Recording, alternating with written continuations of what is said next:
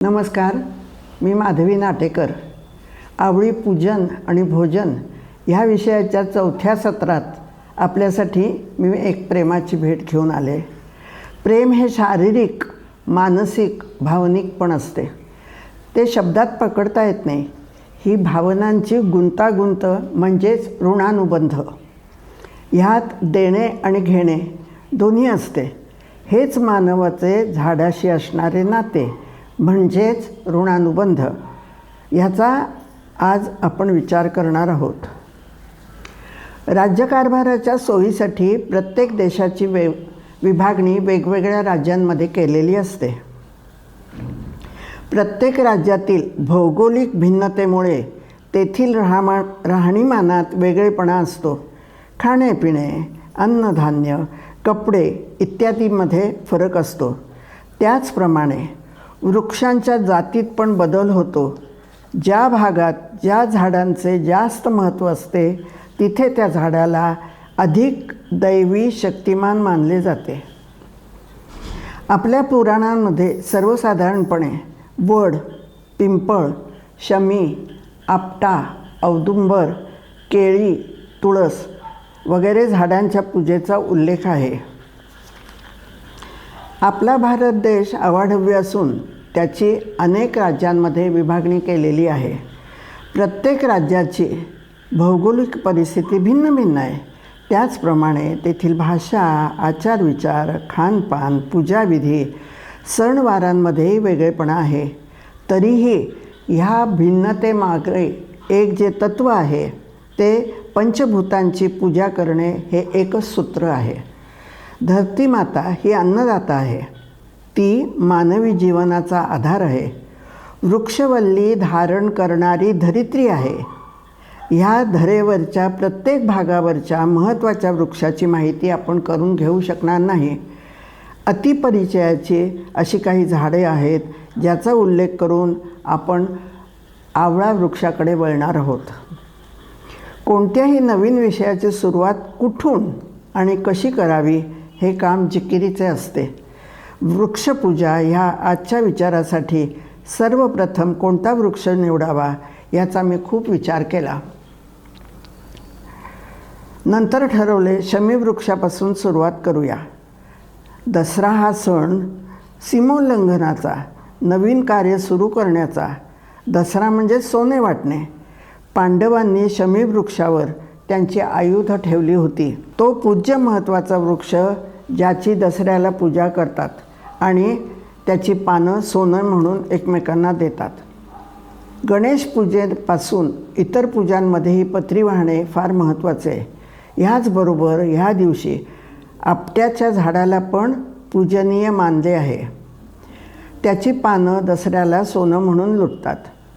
गणेशाला प्रथम ती पत्री दान करून इतरांना देतात.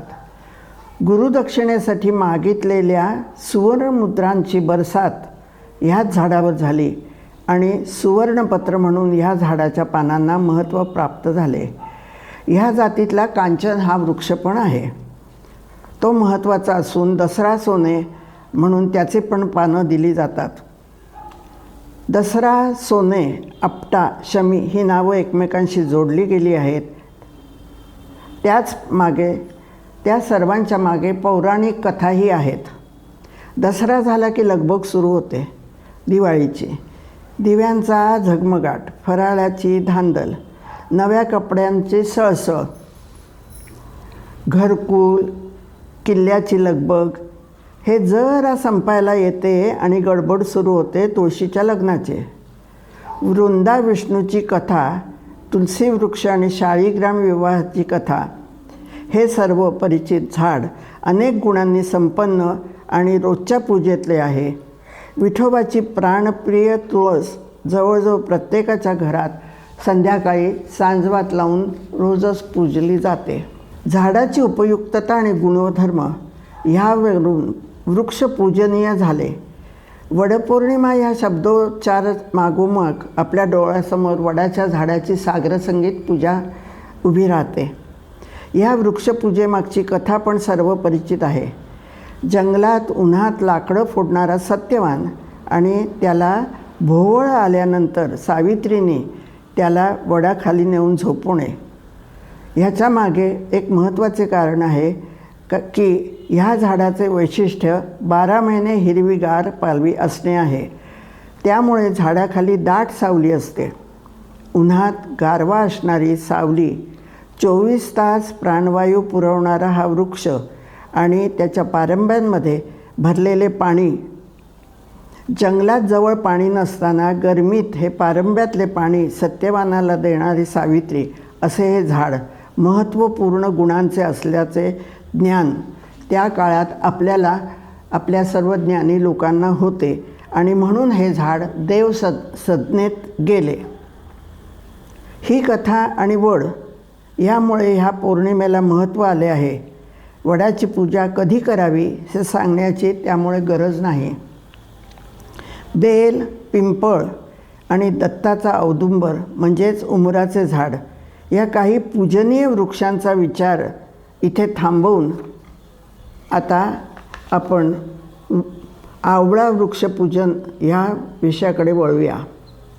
सर्व परिचित, सर्वश्रुत कथा जी आहे ती वट आणि सावित्री किंवा तुळस आणि बाळकृष्ण ह्या जोड्यांप्रमाणे आवळा म्हटले की च्यवनप्राशाची आठवण येते.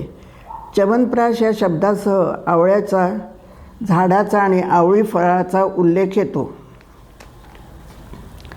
आपल्याला 3 प्रकारचा आवळा माहीत आहे: मोठा आणि छोटा डोंगरी आवळा आणि राय आवळा. ह्या लेखाच्यामुळे मला शाळेतली आठवण आली. खूप लांबची उत्तरेकडची एक मैत्रीण माझ्या शाळेत होती. तिने आमच्या घरातले आवळे बघितले आणि तिला फार आश्चर्य वाटले. तिच्या प्रदेशात लाल रंगाचे आवळे होते. आपले हिरवे आवळे तिने पाहिलेच नव्हते. ठिपक्यांचे पण आवळे आमच्या जंगलात असतात असे ती म्हणाली. ह्यावरून मला केळ्यांची आठवण झाली. लांबी, जाडी, रंग आणि बियांनी भरलेली किती विविध प्रकारची केळी आपल्या देशात आहेत जी आपण कधीच पाहिलेली नाहीत. जंगलात एक झाड उगवलेले एकदा खूप पाहिले. आपल्या आवळ्यासारख्या पानांचे हे झाड झुडपासारखे वाढलेले पाहिले होते. फुटभर लांब पानांच्या मागच्या बाजूला ओळीने छोटी फळांची रांग असते. ह्या लेखाच्या निमित्ताने त्या झाडाशी परिचय झाला. त्याला भुई आवळा किंवा भूमी आवळा म्हणतात. ह्या झाडांमध्ये पण औषधी गुणधर्म आहेत. आवळ्याचे झाड घरात किंवा देवळात लावताना वास्तूच्या उत्तरेकडे हे झाड लावावे असे सांगितले आहेत. इतक्या मोठ्या आपल्या देशात आवळी पूजन आणि भोजन याच्या खूप वेगवेगळ्या प्रथा आहेत. हे पूजनीय महत्त्वाचे वृक्ष आहेत. त्याची लागवड, रक्षण, पूजन ह्यामागे वैविध्यपूर्ण मोठे प्रस्थ चालत आले आहे. संपूर्ण देशातल्या आवळी पूजनाचा आणि भोजनाचा विचार आपण करणार नाही, पण ही पूजा कशी सुरू झाली त्याची आख्यायिका आपण पुढील भागात समजून घेऊया. गोव्यातल्या फातर्पेकट गावातले अतिशय आनंदकारक आणि सौंदर्यपूर्ण आवळी भोजन कसे असते त्याचे पण वर्णन ऐकूया. तोपर्यंत शुभ दिन.